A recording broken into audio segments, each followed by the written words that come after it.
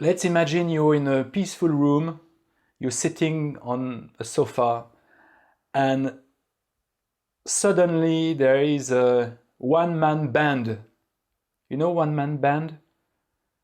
These people that have like a drum, they use like a harmonica with their mouth. Whenever they move a limb, they have like a ching ching pam pam. So there is a one-man band coming into your living room, and it's a very noisy one. He has so much instrument, so whenever he moves, it does like, and that's a very, very obvious noisy thing that would invade your space while you are comfortably sitting on the living room.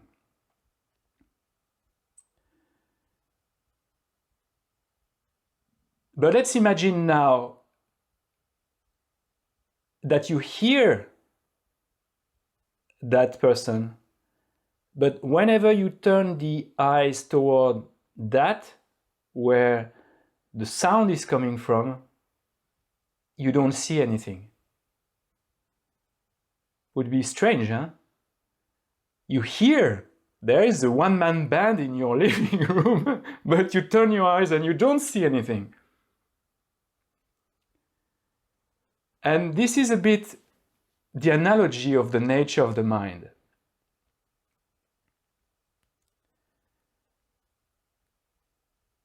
It is something that is not so silent, and I think we all know that. We all know that our mind is busy, we have so many things going on. But yet, when we want to turn our gaze to its nature, it's almost as if we don't find anything. It's really a paradox. It's really strange.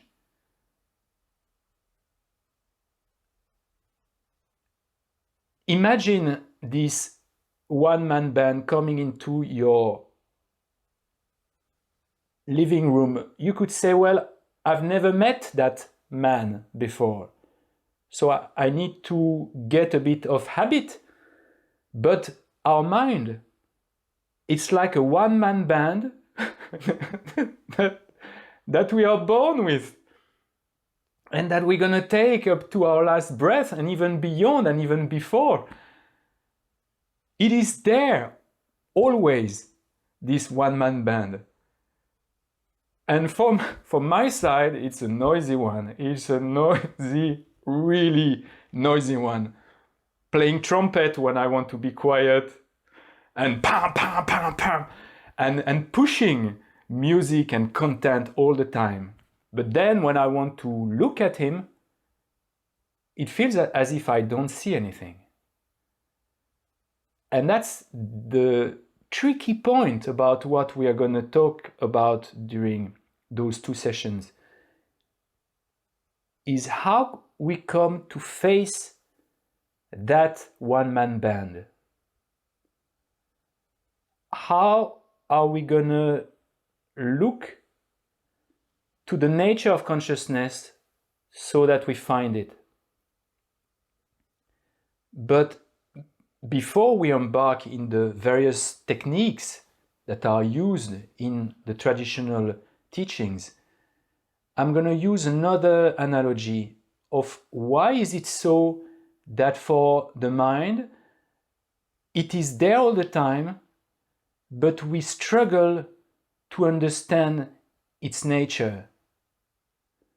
So now let's imagine me, François.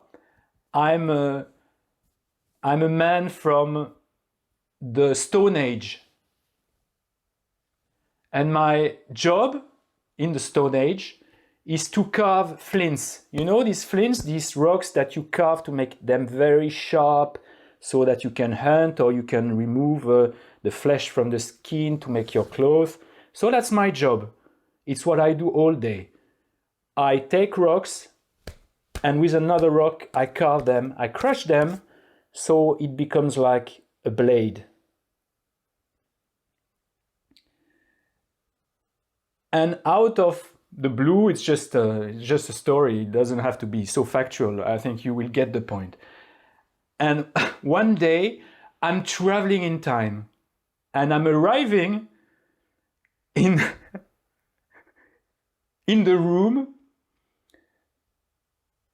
of a computer person. We will call that person in a very lovingly manner a geek. We come to a geek living room, and that person is actually watching a movie on Netflix on the screen. And on the movie, there's a beautiful princess or a beautiful prince or whatever attractive.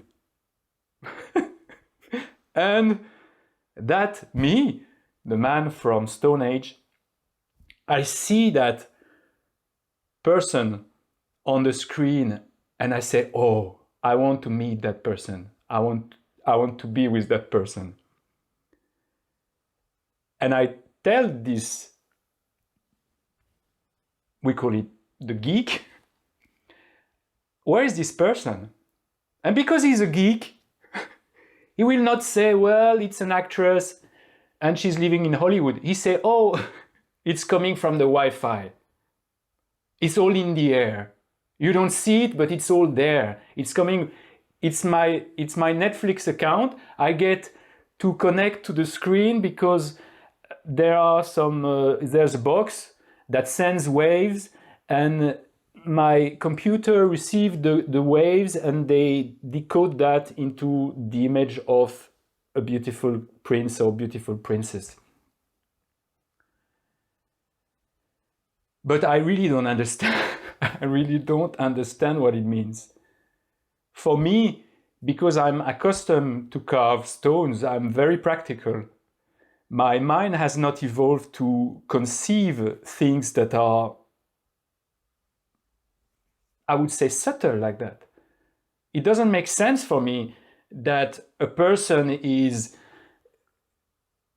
coming through something invisible in the air. I'm not accustomed to that. It's really not my history, my culture to think like that. So what do? Because I want to meet this prince or princess. So I push the person away, I take the screen and I smash it because I think the person is in the screen. That's what I've been accustomed to. I want to find a stone, I just dig in the ground. I want to find a person, I crush the screen. And by crushing the screen, obviously the image of that person disappears because it's all broken. And I don't find anything, and I keep going, and I say, okay, I have to crush it even in smaller pieces. Maybe at one point this prince or princess will reveal. So I'm crushing that screen in smaller pieces with stones, and I make a powder, and I have the powder in my hand, and I'm still believing that if I could crush it in even smaller pieces, I would end up finding that person.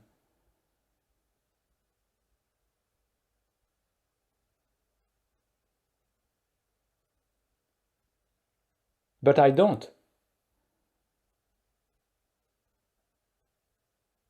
Why? Is it because of the person, or is it because of my procedure, or about my technique, about what I'm doing actually? And I think you start to see the analogy where it's going. So I'm crushing into even smaller pieces, and at one point I'm building like a kind of cult. Someone asked me, where is the princess? And I just show this dust. And I said, this is the princess. And the princess, even the name loses its meaning in my mind. Because now, whenever someone asks me, where is the princess? I'm just showing what I have in my hand. So before I knew what was a princess, the word was really understood with what it means, but now I'm trying to be a bit fuzzy with what it means, princess, and I'm showing what I have in my hands. Princess losing its meaning. And I'm confused a bit. But I'm still holding to the belief that the more I will crush effectively, the more I will have chance to find it. But it's never gonna happen.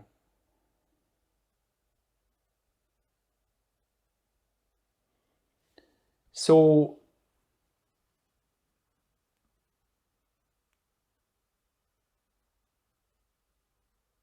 the analogy of consciousness is close to the Wi-Fi, close to the waves that we see, and that we don't see, but they are in the room, and they make that person on the screen, but they are really not to be found in a solid manner as much as stones. So the problem in finding consciousness is not so much about consciousness being almost invisible. It is invisible, but it's not like something that makes a tiny sound once every 2 years, like, and it's just totally silent for years on. It's not like that, consciousness. It's actually very, very noisy. But it's true, it's subtle, because it is subtle with regard to us not being accustomed to look into something that goes beyond the rocks. So most of our effort to understand the nature of consciousness is a transition to the rock system of belief, to the Wi-Fi system of inquiry, not belief, inquiry. We have to search to look at something that resembles the Wi-Fi, and we're definitely not accustomed to do that.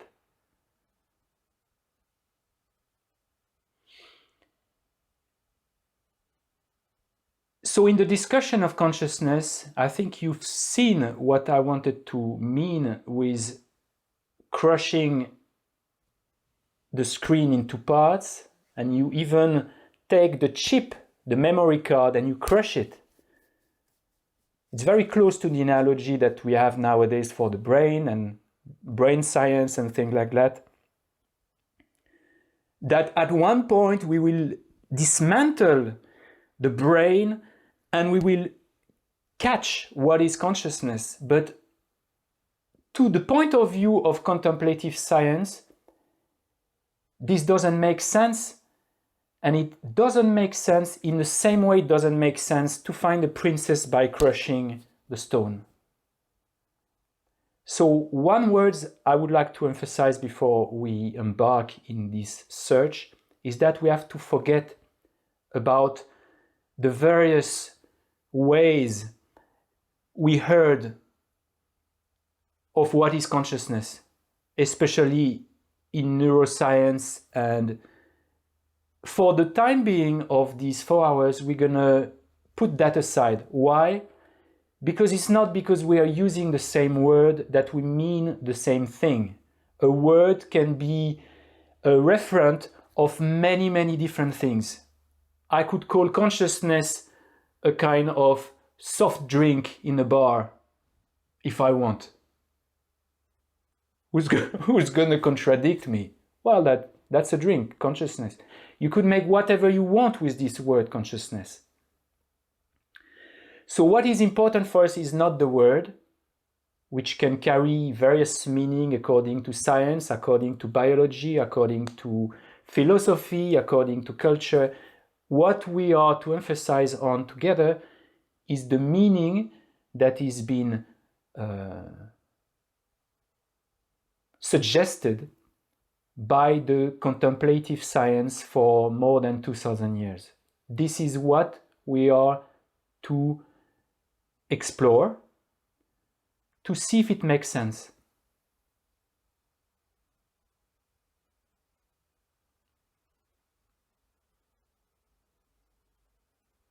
And there are great benefits to do that.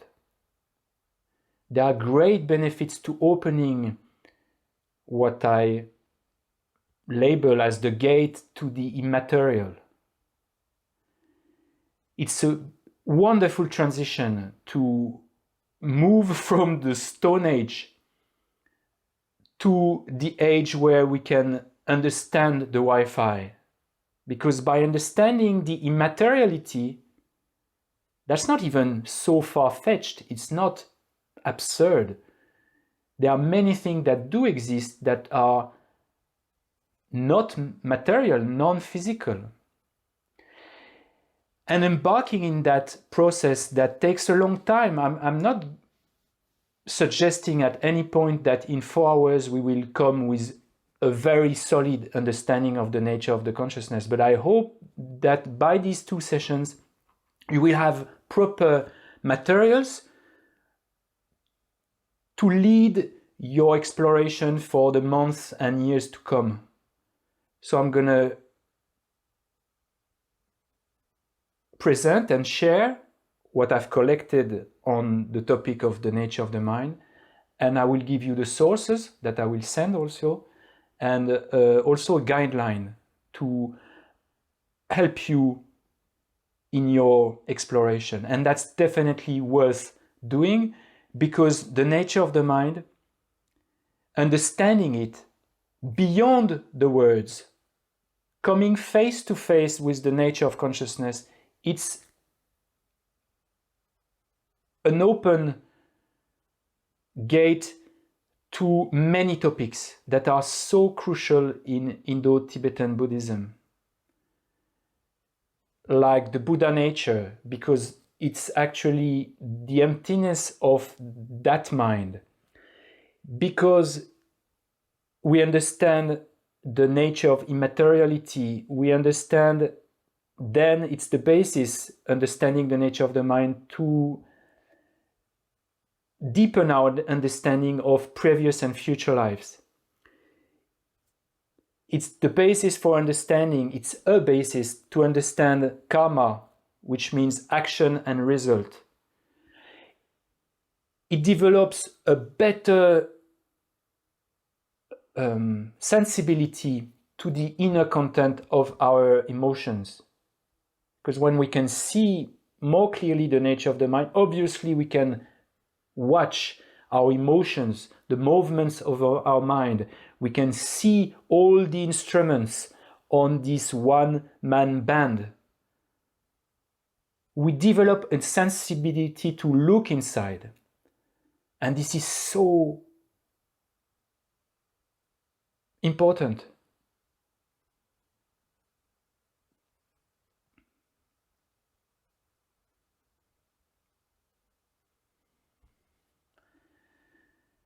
But before we start, let's just take some time to sharpen our focus.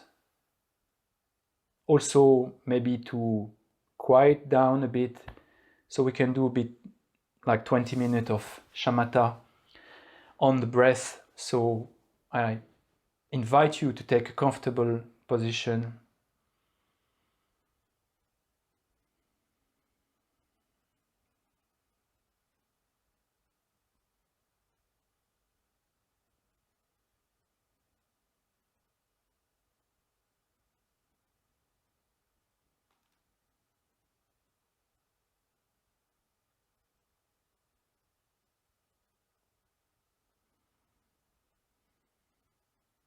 And I suggest you put your hand on your navel. It's really fine doing that, because it makes the following of the breath easier.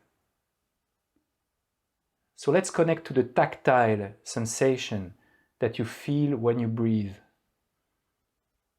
And because at the surface of the hand there's a lot of receptors, it's a bit easier to do that when the hand is on the navel.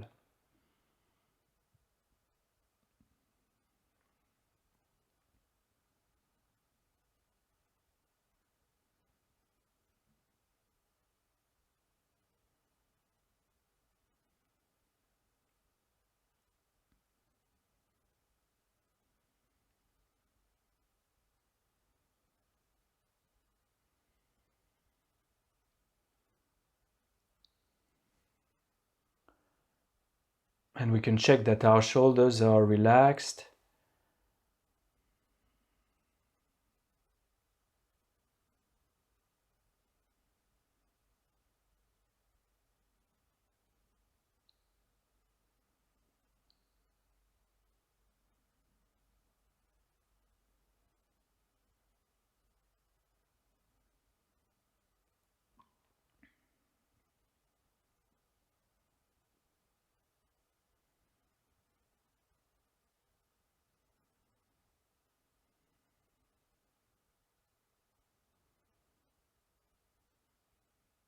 And let's follow the in and out breath. And the way we can do that is we label them. Within our mind, we just utter these words: in, out, in breath, out breath, as you like. It helps us connecting to what's happening now.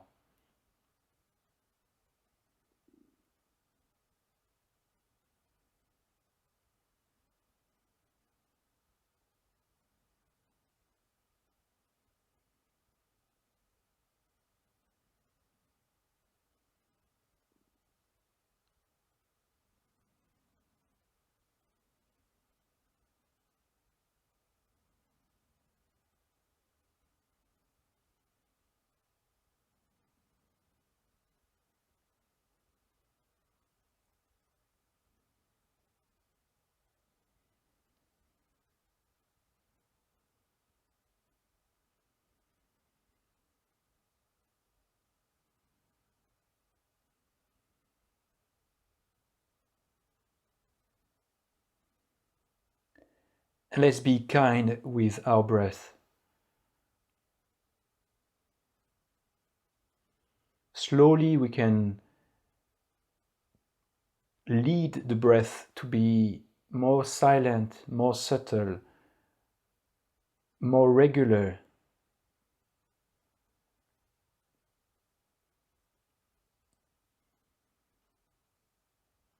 And effortless.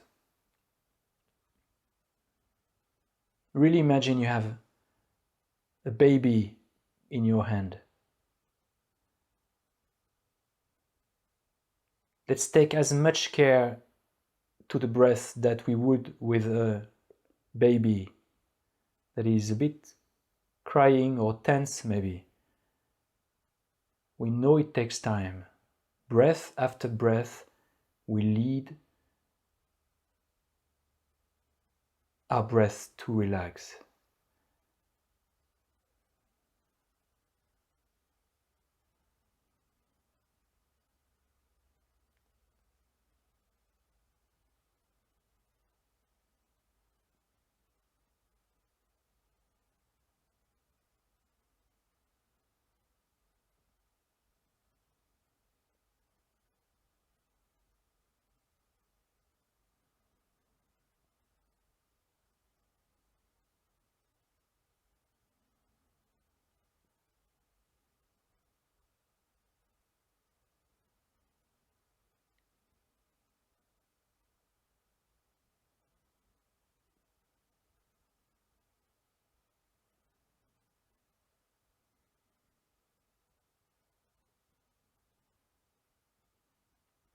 And we label the in and out breath because we want to increase the mental clarity that promote the mind to be more serviceable, that we can use our mind the way we want. Our mind is available to us. Breathing in, I know that I'm breathing in.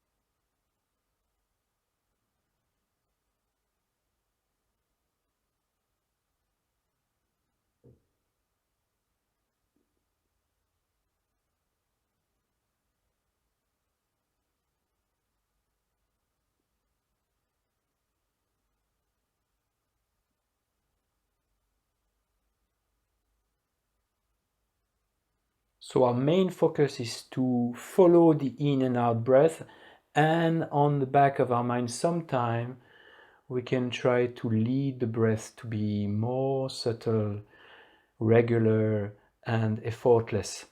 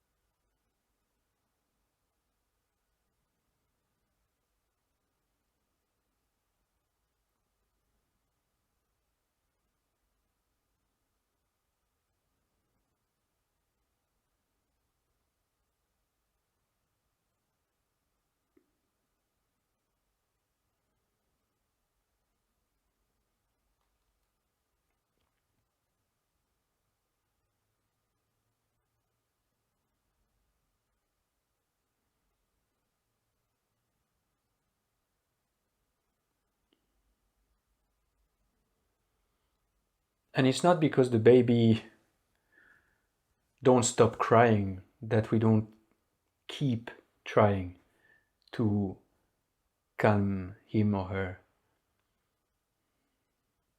We know it takes time, and we take whatever comes. We work with the state of our mind today.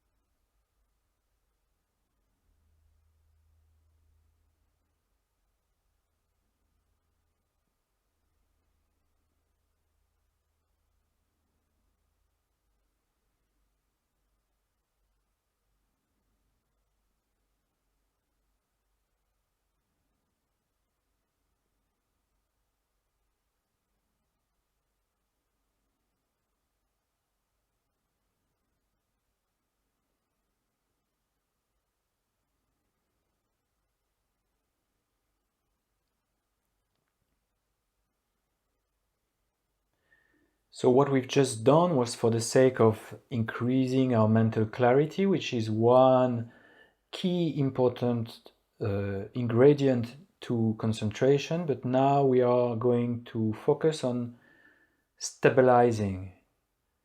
And the way we do that is that we're just gonna know that we're breathing. We don't have to explore its parts. We don't have to dive into each individual feeling that we have. We just know that we're breathing because we feel at least a little tactile activation. And now the focus is to stabilize in a way that we're not going to be distracted for at least 10 seconds, 20 seconds. So what you do now is you breathe in, breathe out, you count 1. You breathe in, breathe out, you count 2, and you go up to 4. Maybe let's start with 4. You go up to 4, and at 4, you stop. But during these 4 breaths, you're not totally distracted. You may have thoughts, you may have images coming, but you're not totally carried away. And if you are, well, you do it again. Up to one point, you can just stay 4 breaths on the breath. 4 breaths, focusing on your breath. Okay, let's try.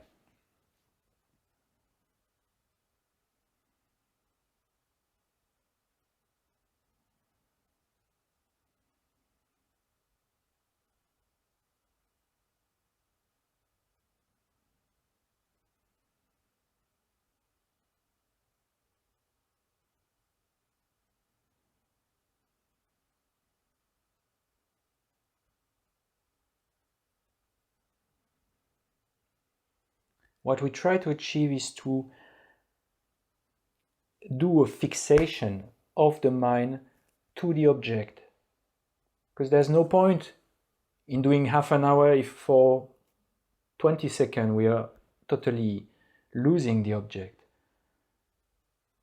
So we do short, and when it works, we can extend it. Okay? Are you ready to try again? Let's try.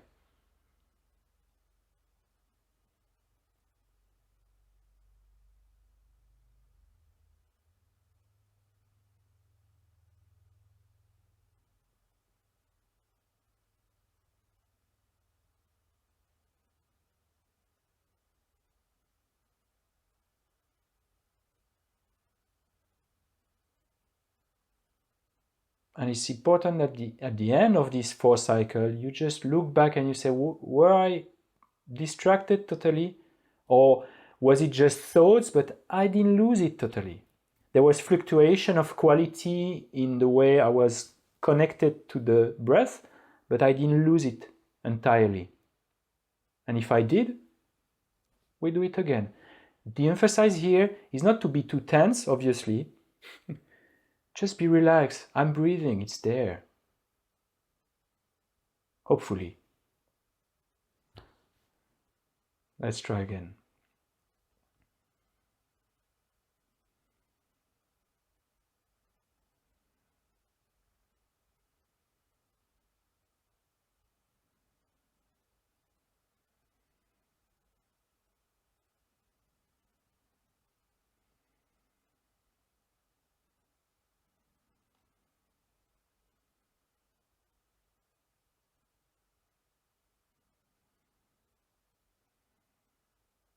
Okay, we stop.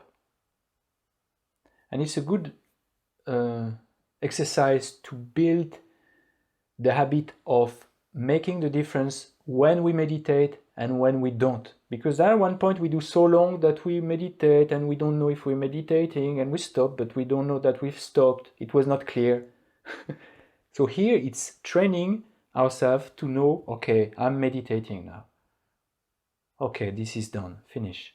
I do a little pause, I relax, and I start again. Okay, let's do another cycle.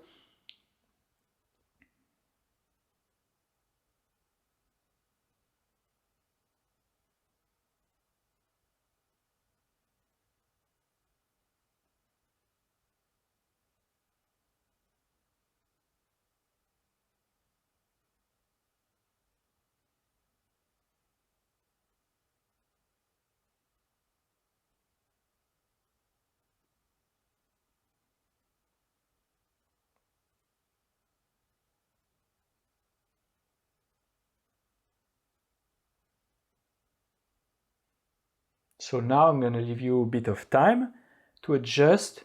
If you want to start maybe doing just a little bit longer, do it. Otherwise, keep on just doing 4 and 4. And at one point you will maybe, in this session or in the future, notice how it calms down the mind. It makes the mind brighter. You can do that whenever you want to start, poof, that's it. I can do it. It brings joy also, these micro achievements. Okay, I'll leave you a bit of more time. You can divide it in few pieces.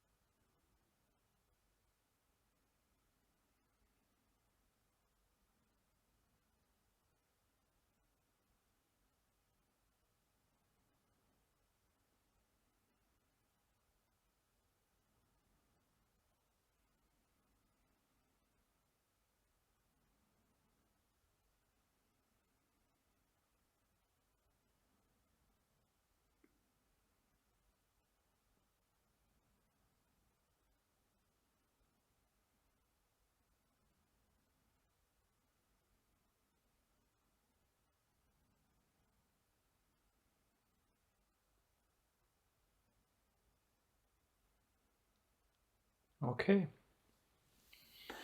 And now we're going to set our intention for this session.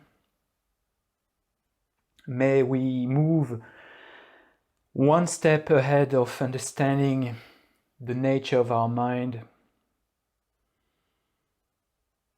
and with the wish that we could activate all these instruments in the mind that unlock inner peace, compassion, that we would become this one-man band or one-woman band that can play the most beautiful music for every being.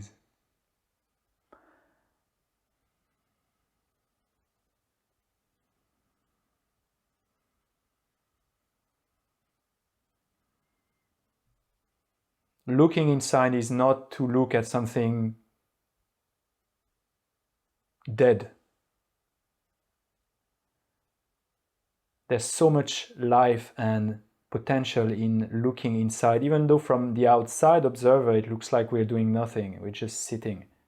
But there's so much activity going on. And by unlocking inner peace, we can better work on outer peace. And that connection with the inner to the outer is very obvious nowadays.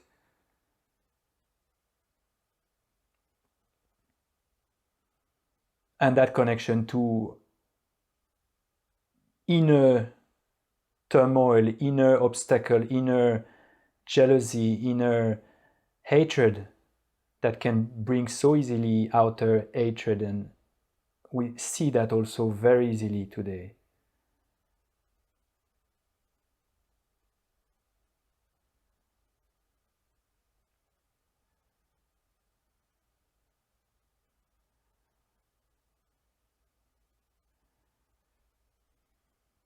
So what we do in this session, this is for the sake of unlocking the recognition of our consciousness as it is.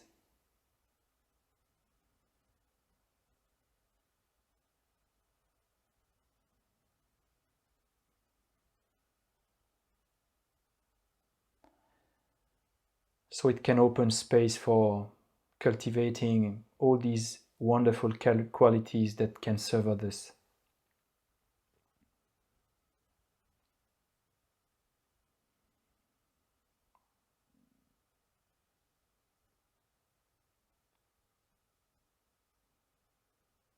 Okay.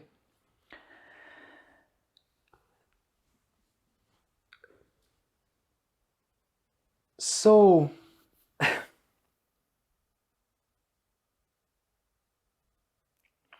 consciousness, the nature of consciousness. The purpose is to find it, and as if we would need to find a treasure trove on an island, we would possibly need a map. And the map that we're going to have, that is going to lead us and help us to find it in our practice, is basically the instruction on what is consciousness, what is its nature. And in the traditional text, they often emphasize two words: clear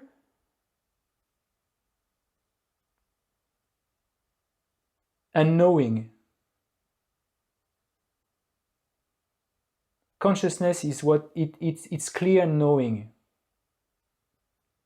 And they just don't give those words for building knowledge that will not help us in our practice.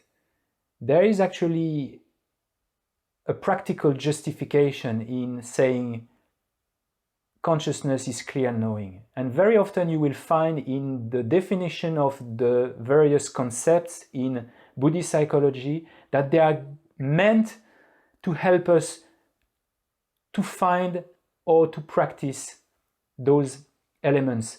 So let's dive directly into these two elements of clear and knowing. And the way to present that would be that we are going to share, we're going to see the screen. You see the screen? Do you see something appearing on your screen? Okay, wonderful. Do you see something strange? No? So let's take a few seconds to stare at the screen. Do you see something? There's a lot of motion. There's a lot of motion, but the trick is that I didn't display a video. It's not a video, it's a still image. It's a JPEG, I think. JPEG image. So it's not meant to move. It's not meant to move.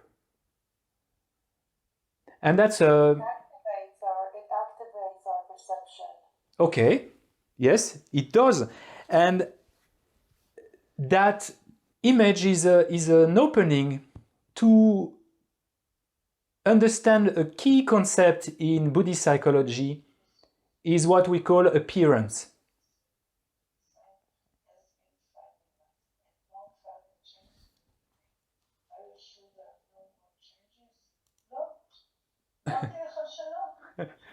So we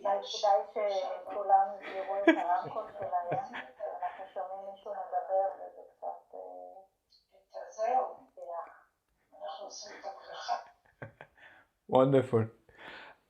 So this image, we have a bit of a trouble here, because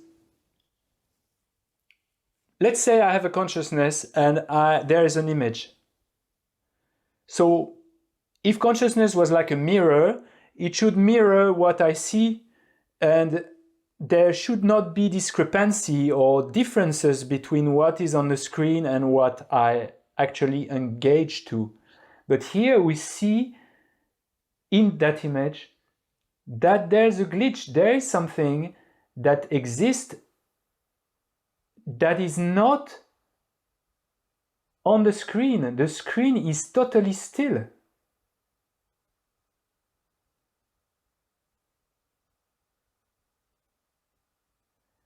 And that's the whole theory of akara. Akara means appearance or aspect in Buddhist psychology. So the proposition is that whenever we engage with something, we engage it through a mental image, an aspect, an appearance. And the best way I could portray that is I would take a mirror. Imagine I take a mirror, I should have taken it. I take a mirror and you are in front of me and I look at you through the mirror. That's the analogy that is often used.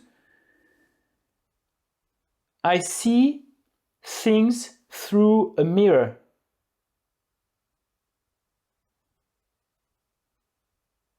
And actually it makes sense with science that when you stare at the screen, basically what's happening? There is a light. Light by itself doesn't have any color. It's wavelengths. It's electromagnetic waves that comes from the sun. They hit your screen. Some of them are going to be absorbed by the physical component on the screen, and some are going to hit back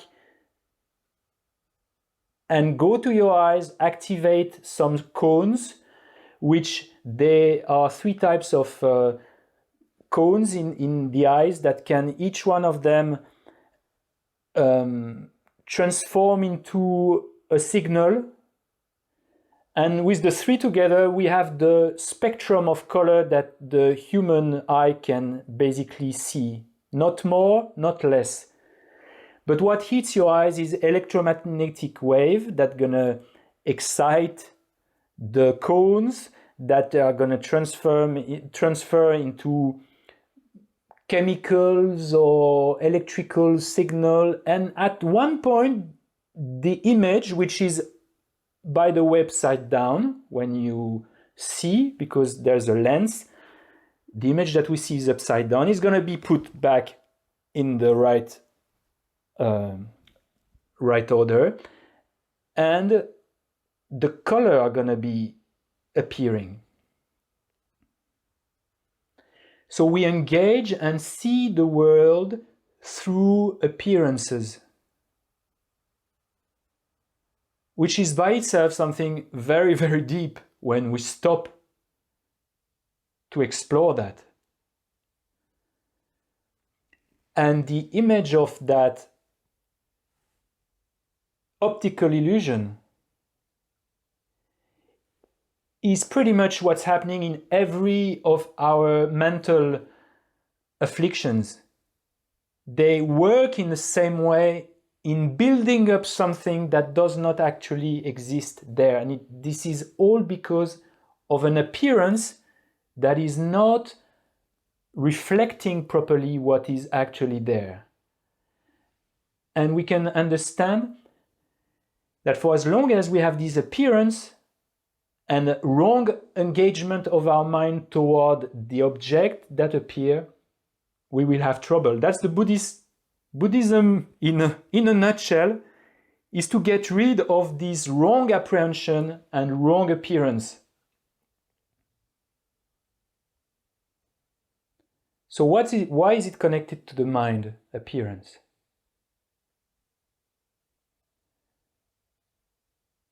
So before I answer that question, just stare at the screen and try to explore where is this appearance of the image moving? Where is it?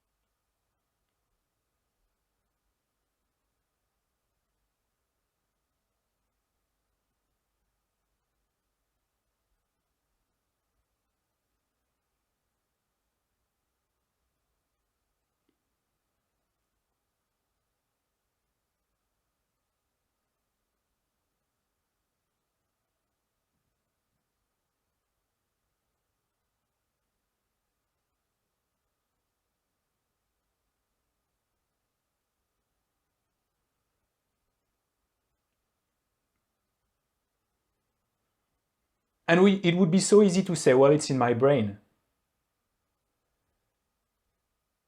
But if you say it's in your brain, it's a bit the same as saying, well, the princess is in the screen and if I crush it, I will find it. If it was in the brain, to find it would mean that we have to open our brain. With my mind, I don't see what's happening in the brain right now. It's not the same as saying, well, the brain may be helping. There might be something physical, obviously, because if we close our eyes, we don't see anything. But to find that moving appearance, we don't have to open our brain to see that. It might seem a bit silly what I'm speaking about right now, but it's crucial.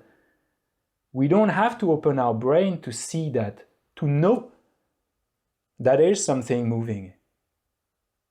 We don't need to be a neuroscientist to experience that there is something moving. Let's stare at it again and ask the question, where is this appearance?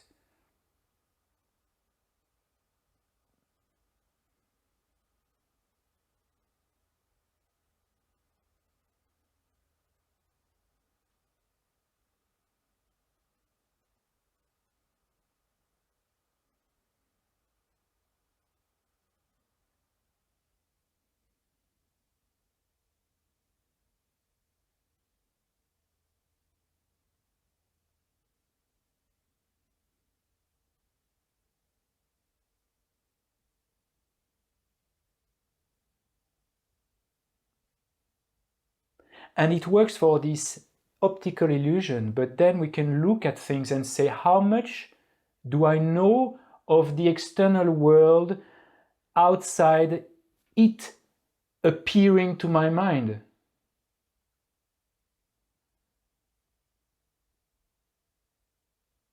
Because there is some things on the screen with these balls, this circle, that make that it reveals that there is a glitch. It reveals mistaken.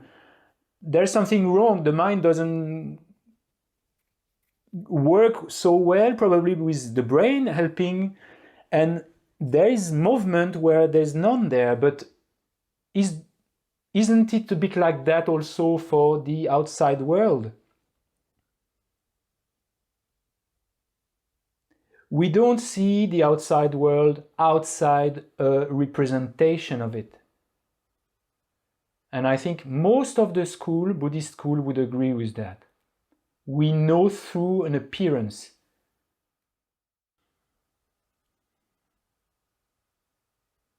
So the proposition is that we engage with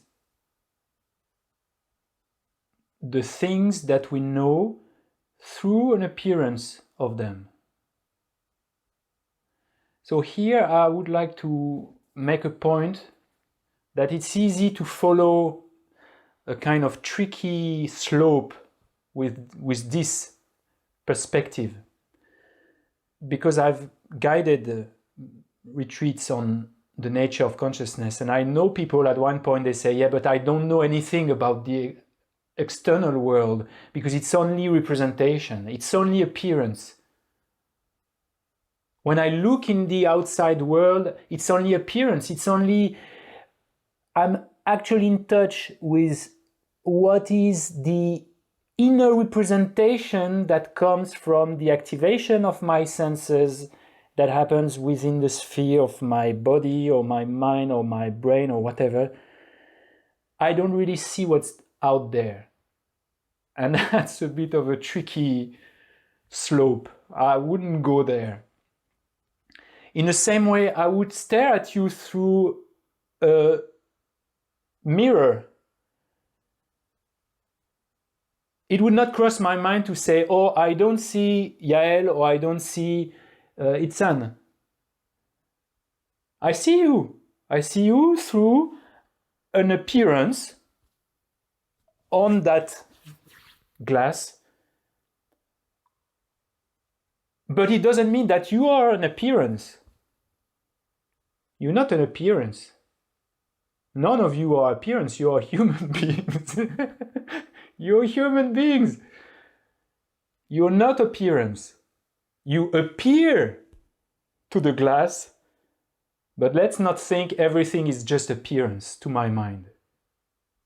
No, there is actual things that when I encounter you through my eyes, there is something that that I perceive that is not just a reflection.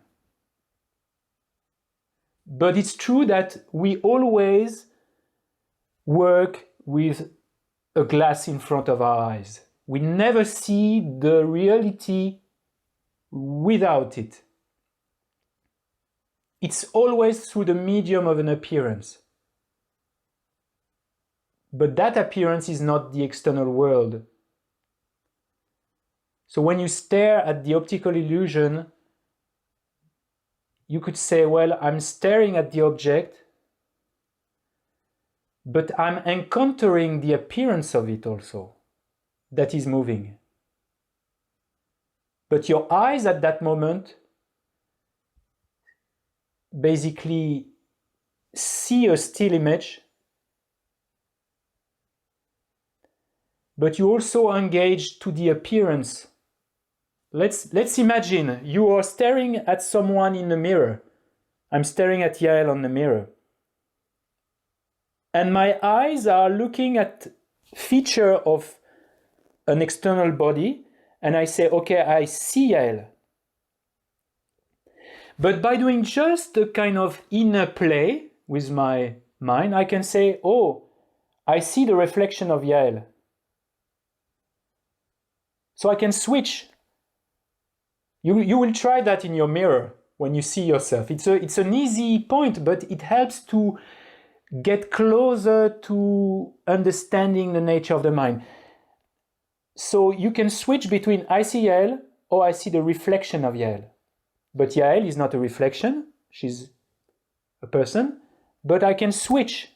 But my eyes are actually receiving the same thing when I do the two options. There's one in which I say it's the reflection of Yael, and one in which I say it is Yael. So why is it relevant for our search of the nature of consciousness?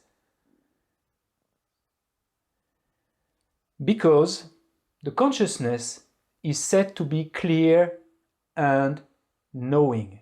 And once we understand a bit what is an appearance, what is a reflection, we can better understand what means clear knowing. Clear, it means there is something that allows for an appearance to emerge.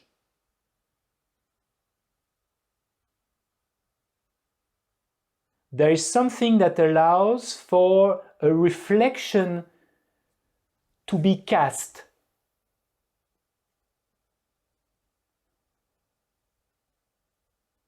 And that is very obvious. But in our search to move from the Stone Age to the Wi-Fi, we have to become amazed at those things that we don't put our gaze onto often. But if there was nothing that could allow for a reflection, we could not engage in anything. There would be no knowledge, there would be no life, there would, in the sense of us understanding, seeing, hearing. There is something that allows for that appearance to be cast from the external world.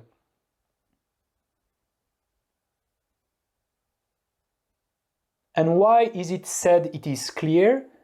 Because imagine on the surface of the mirror, I put some mud, murky substance like tar.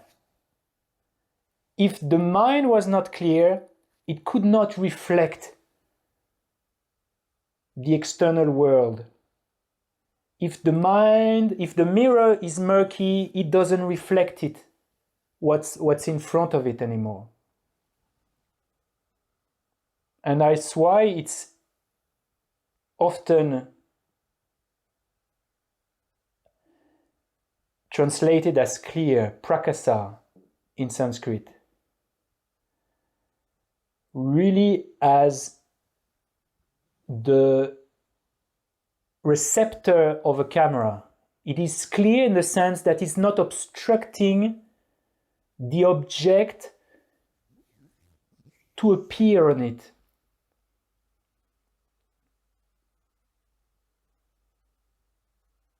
And that's not just meant to be sitting in our notes, this.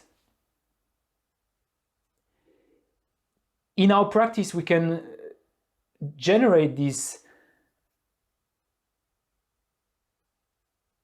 inquiry of saying, well, yeah, what is this thing that allows for me to reflect the external world?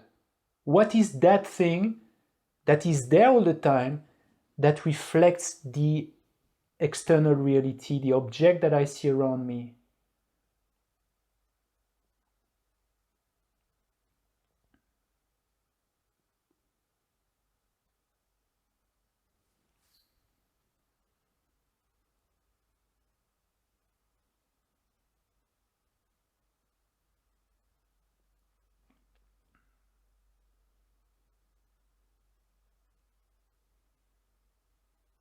Take a few moments to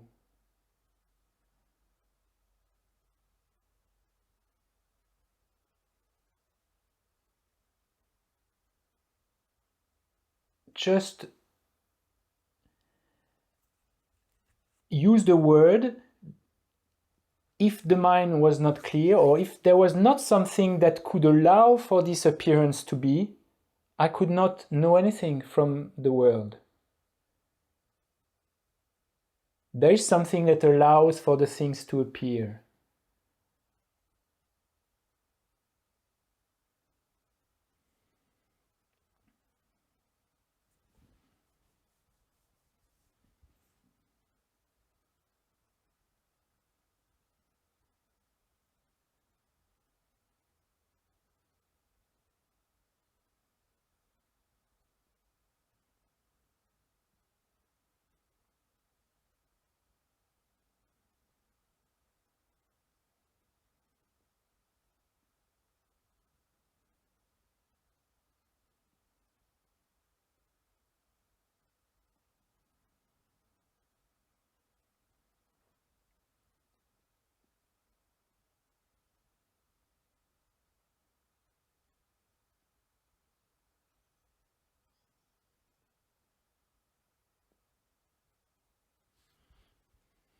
And we are starting to point in the direction of the Wi-Fi here.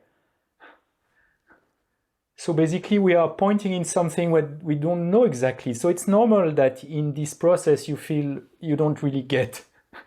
It's normal because we need to accustom ourselves to something more subtle than what we are normally grasping. The analogy I've heard on a teaching on the nature of the mind was, imagine you put a lot of salt in your soup. It's very, very salty. I'm a bit like that. I really like salty food because it makes everything good. You have a crappy soup, bit of salt, tasty. But then your doctor tells you, oh yeah, you're bad for the heart, etc. So then you put just a tiny pinch of salt and it feels there's no salt. The salt is gone. So it's really like that with the nature of consciousness. We move from very salty to not salty. So we need to adapt to, at one point there's almost no salt, but at one point you start to say, yeah, there is salt. But it's very, very little.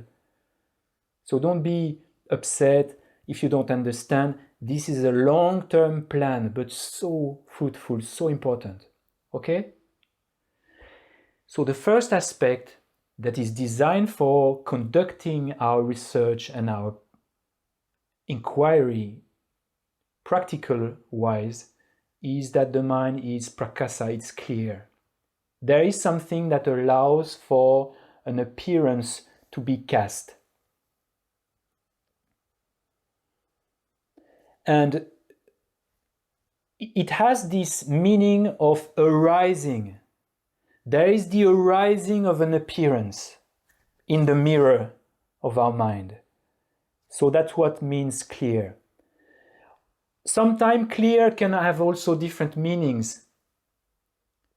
You will hear probably clear in a sense that it's immaterial. Clear in the sense that on the surface of the mirror, everything can be reflected. It's the thing with the mind.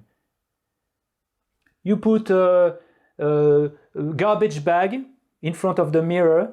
Well, the mirror doesn't care, it doesn't select. Everything can be cast on the surface of the mirror. Garbage bag, Leonardo da Vinci painting, everything can be cast. And the third meaning is that it's naturally pure. It's not tainted, it's not affected by what it reflects.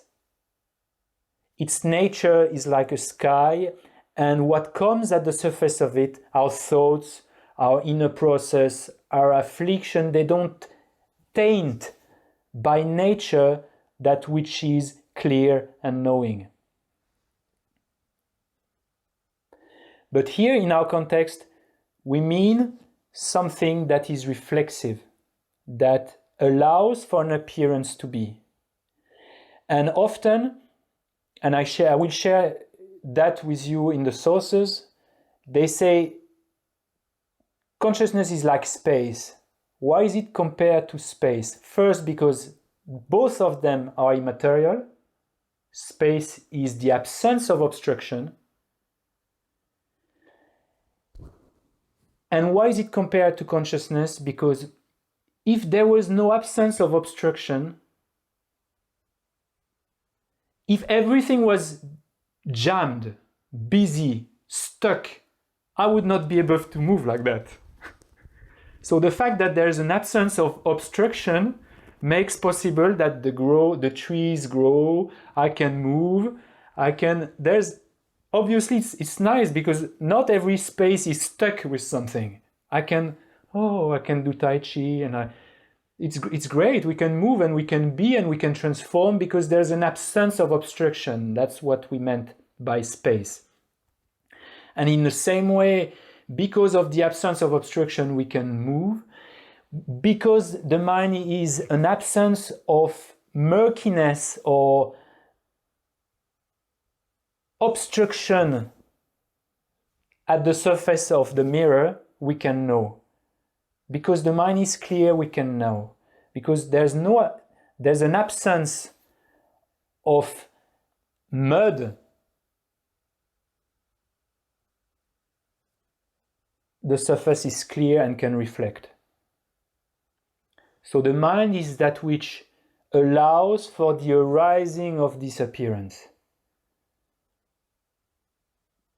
First feature. Second feature, it's not just like the surface of a camera. There's more than just reflection. There is the knowing part. The surface of the lake is not aware of what it reflects. It reflects, but it's not enough. So that's why the second feature of the consciousness is that there is an engagement. There is an engagement to that appearance.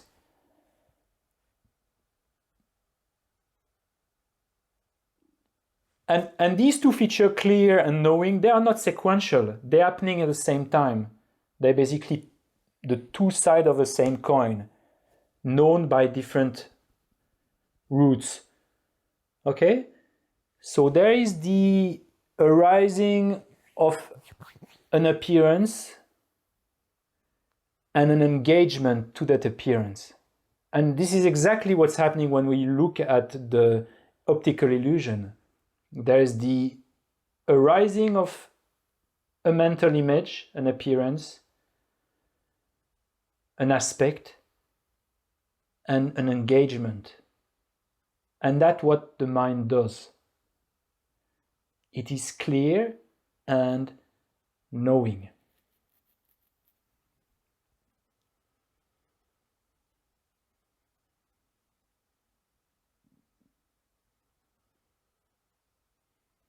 So let's just try to let these information sink for a few minutes. You can explore what it means by looking around you, for example, that there is the arising of an appearance and an engagement. And if it was not clear, I could not know. There is the knowing happening.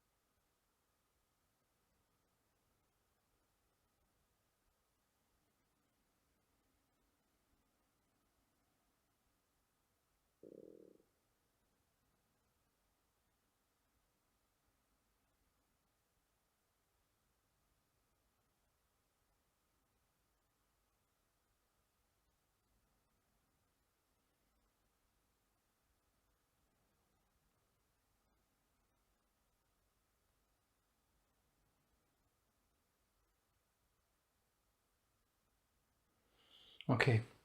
So the first step of this quest to find the nature of the consciousness is to know that consciousness is clear knowing. Up to the point that you really feel, yes, there is something that needs to be there for the external world to be reflected. And there must be also an engagement. This is really the first step to lead our gaze to the nature of consciousness.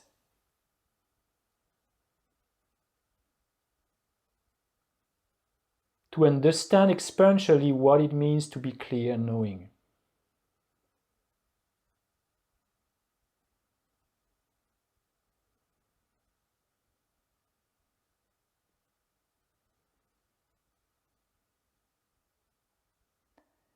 And one benefit of getting to know face to face the nature of our mind is that we have a very solid sense of me, François, being the experiencer of the world. I, my body, is knowing the movie on the screen when I watch a movie. We are relating ourselves a lot with our body.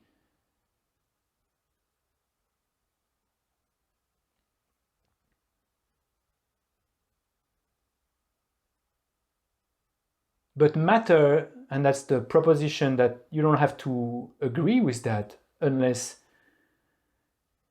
you come to a conclusion in your reflection. Matter is never, ever aware and could never be aware. It's a bold statement, huh? Because at the time where we say, well, AI will be aware,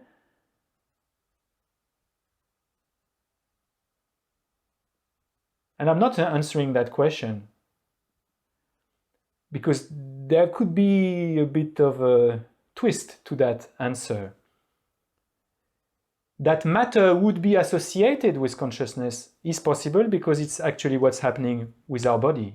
Our body is associated with consciousness, but doesn't mean that the body is consciousness. The body can never be consciousness. Bits, neurons can never be consciousness. They can be associated, but they don't have to. So we have a very solid sense of me being the experiencer of what's happening in my life, my body. But the agent, the subject, and subject I use it to oppose it to object. There's only object of my consciousness because there's a subject. You're right, you accept that. If there was no subject, it doesn't make sense to say it's an object. There's no object unless there's a subject to that object. It's common sense. There's only high because there is low. If everything was high, we will not say it's high. It is something, but it's not high. So object only exists in the context of a subject. And we think the subject is basically, sometimes, my eyes. I'm François sitting behind my eyes, and these are the experiencer of the world. But they are relayed to a signal that will be then transformed into a cause of consciousness. It's different. So when we slowly understand better the need of something that is reflecting, the more we are leading to understand that at the depth, at the most intimate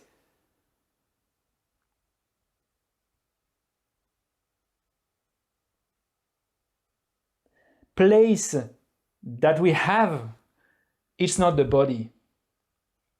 It is the knower. It is the subject. This is the most intimate. When I say, basically, I'm in front of a camera that is about 50 centimeters, I'm only saying I'm 50 centimeters because there is my body that is at 50 centimeters of another form, material thing that is the camera. But when you think of it, me, the subject, how can I say I'm actually 50 centimeters away from the camera? Because the subject, where is it? The subjective experience. And this will come in your exploration, that at one point you say, but how can I say I'm close or far to something? Because one of the two referents of that measure is actually nowhere to be found materially. So when we lead this search to the inner, deeper, intimate place, we find something that has no shape and no color. It's just the faculty of reflecting and the engagement to the world. And that's the Wi-Fi problem, is that we have to accustom to think and to experience something very deep, even though we don't find something material. Up to the point where we say, I know that I'm aware, I'm aware of being aware, even though what I'm actually looking at has absolutely no shape, no color, no texture.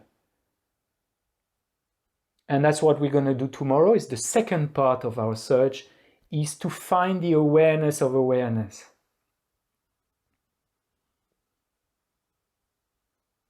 To know that we are knowing. And it's very hard because we have to take something that is the awareness of awareness, even though at that moment what we have in our hand has absolutely no color, no shape, etc. It requires a long habit of decreasing the amount of salt we put in our food. But it's opening the space to all the rich landscapes of the mind. It's opening the gate to immateriality. And that's where we find something that when we understand its nature, we understand that consciousness doesn't have a beginning and an end. It leads to very, very powerful, strong spiritual conclusions. It opens what is very often the referent of me to something extremely vast that goes beyond the three times, that goes beyond just my body right now. And it's a very liberating thing also. But then it also has a double edge to it, in which we understand that we are to be taken accountable of our action far beyond what we see in this life. But that's another story. Here we're just to lead our track to find that. And there are many things that exist that are non-material. That's another help, maybe, because we can have the doubt of saying, well, everything occupies space. Everything can be findable physically, I mean. So to open the gate, we can use other things that are maybe easier to find, which are still non-material. I can give you a few of them. The first is movement. In Buddhist epistemology, we say movement has no shape and no color. It's immaterial movement. Why? Because here you have the time passing, one moment after time. In one moment, you only have access to that moment, and then the next moment, and then the next moment. So basically, movement, how can you see movement? To see movement is to see something moving. So you would have to have access to something that extends a bit through time. I don't know if I'm making the point clear, but if you see only one, in the timeline, we don't see few moments at once. We see only one moment and one moment and one moment. How do you see movement? You see actually tack, tack, tack, tack, tack, tack. How do we see movement? So we say movement is immaterial. It's based on the object at different point in space through time. But movement is actually immaterial. But we can still say I see movement in a very conventional way. I see movement. But movement has no shape and color. The object is not itself movement. It's a bit tricky, huh? So that's one. Time is another one. Space, absence of obstruction. Okay, look at your screen. Up. Is François appearing on your screen? No, it's not, huh? So is there an absence of François on your screen? So if the absence of François on the screen was not there, well, it would mean I would have to be there. So you could say, yeah, obviously there is the absence of François, it exists right now on my screen. But what you see is actually just like there's a tanka and a wall. You don't see the absence per se. The absence is existing, but it's totally non-material. It's because you negate, you see François, you see a wall and you see a tanka and you negate the presence of François there, then you know, oh, this is the absence of François. It's actually something that is non-material that comes through the process of your negation, but it's still immaterial. This absence is totally immaterial. So there are many things that exist that are immaterial. So you can play with this, try to engage with the external environment and open the gaze to the immaterial, to the absence, to space, because that will really help in your exploration. And then when you will put your gaze to the consciousness, it will be easier to find it, because you will be accustomed to find something which has no shape, no color. And that's, for me, I think that was the trickiest, to be convinced of it, even though I don't find anything that has color, shape, texture, etc. And that's really what is meant by moving from the Stone Age to the Wi-Fi. We have to make our mind observing the immaterial more often. And that's what we do anyway when we meditate on our mind, on what emotion do we have. We already take that direction, but here at the much greater sense.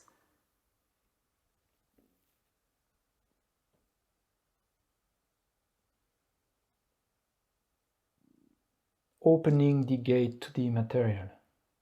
And it's not science fiction. For me, it just is common sense. Not everything that exists. Space-time, even for science, I don't think it's material space-time. Mass energy, I don't think also it's material. Symmetry, mathematics, there are a lot of things that exist that are immaterial.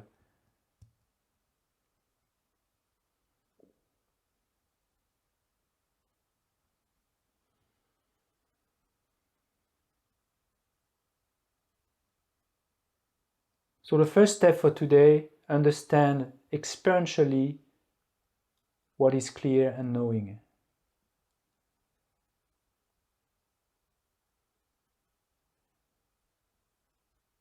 And that can promote so many interesting conclusions. To say what I know reality through an appearance, it's already a kind of stepping back a bit in the forceful engagement we have to the world.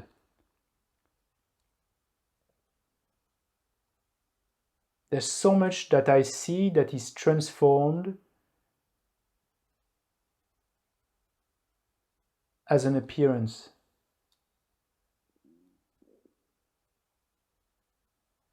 It's already not distrusting, but being much more cautious in the truth that we have. That a lot is actually twisted by our habits, our history, what we did in the past, that can shape this circle of our external reality into a certain movement that has nothing to do with actually how this person is. I see the world through an appearance of it to my awareness. And it's also very positive because it's a beginning of seeing the illusory-like aspect of everything that you will find in meditation and emptiness also, the illusory-like. And it's also so rich because then you say, well, the object doesn't exist on its own. There's only an object because there's a subject to it, and the other way around. It's only because there's a subject that there's an object. So the two are co-emerging. They are dependent arising one of another.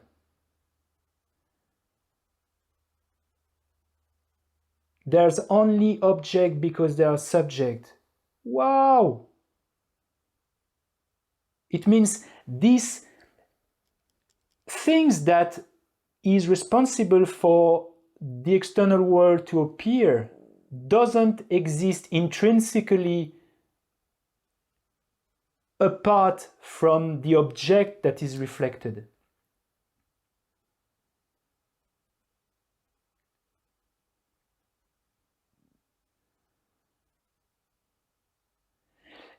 If we want to meditate on the emptiness of the mind, it's only when we have found the mind that we can be effectively doing it. Otherwise, we are speaking of the emptiness of something that we haven't found. So to really understand Buddha nature, which is the emptiness of our mind, obviously we have to find it experientially. Otherwise, the experiential emptiness will not be experiential.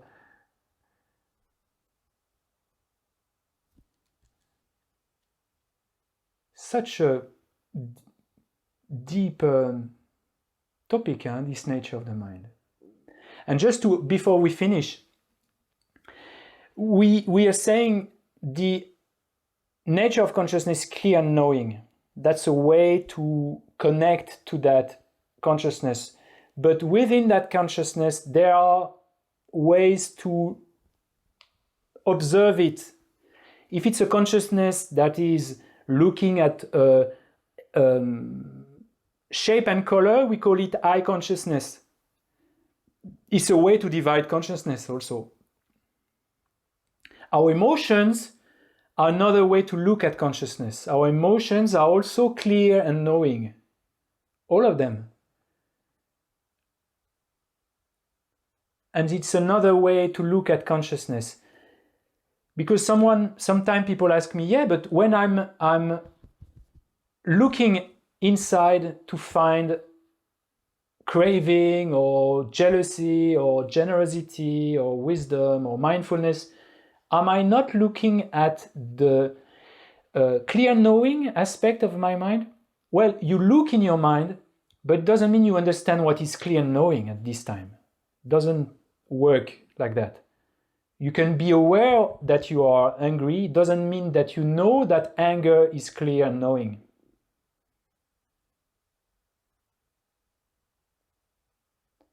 So even ignorance is by itself clear knowing. So last point, knowing doesn't mean it's correct.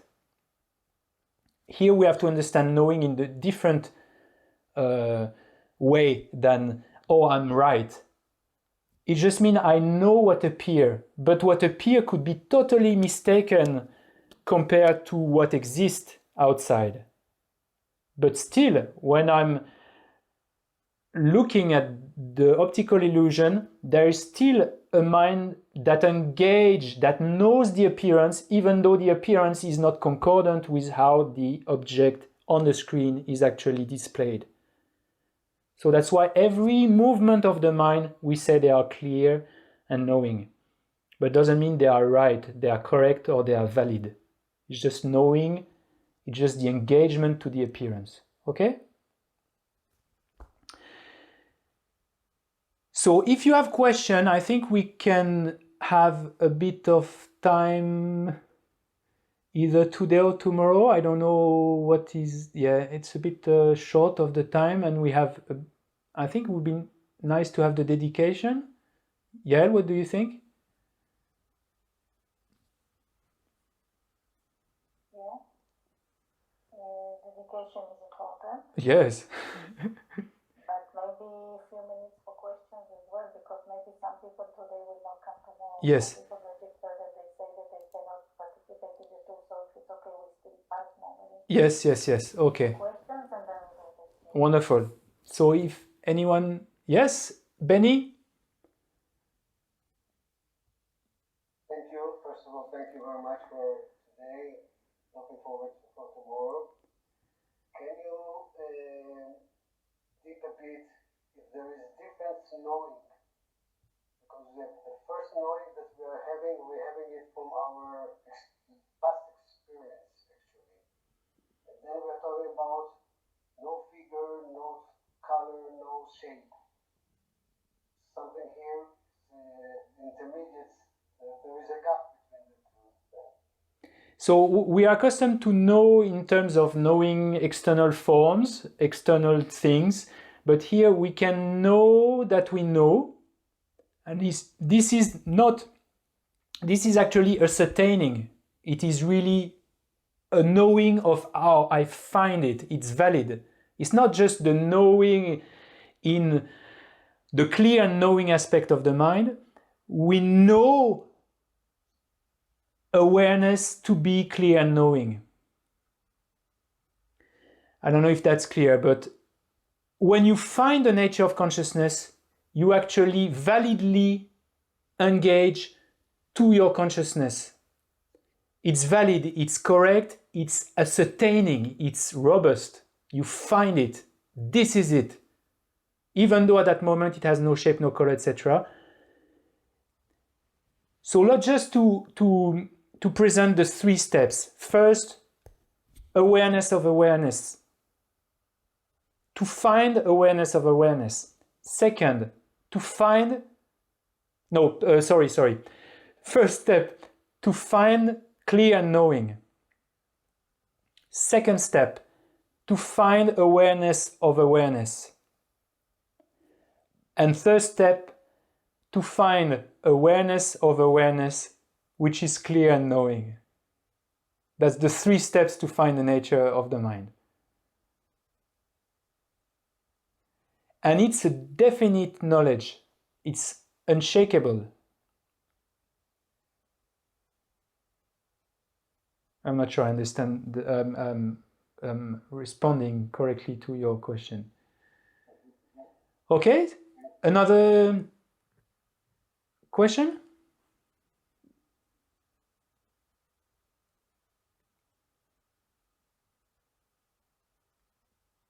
Maybe also because we are short in time, people can write Yes. the questions they have. We can either give them to you after class. Yeah. You can relate tomorrow and it's recorded. Totally. Yeah. Sure. If they cannot participate, it's recorded and they find the answers. Wonderful. I wanted to ask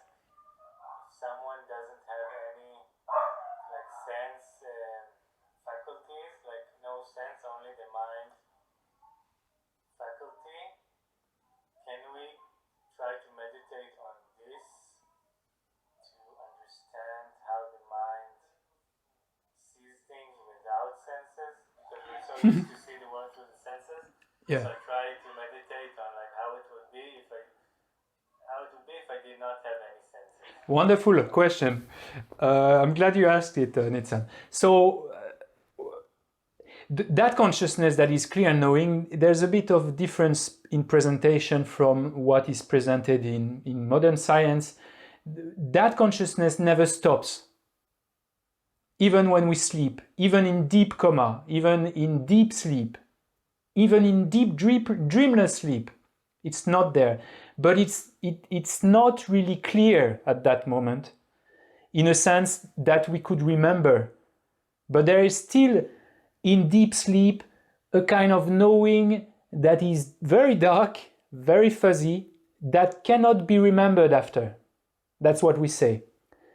So it's never shut totally, because if it was shut totally, it could not reawaken, because it would mean that out of nothing consciousness could be emerging again. So it's never shut, never ever.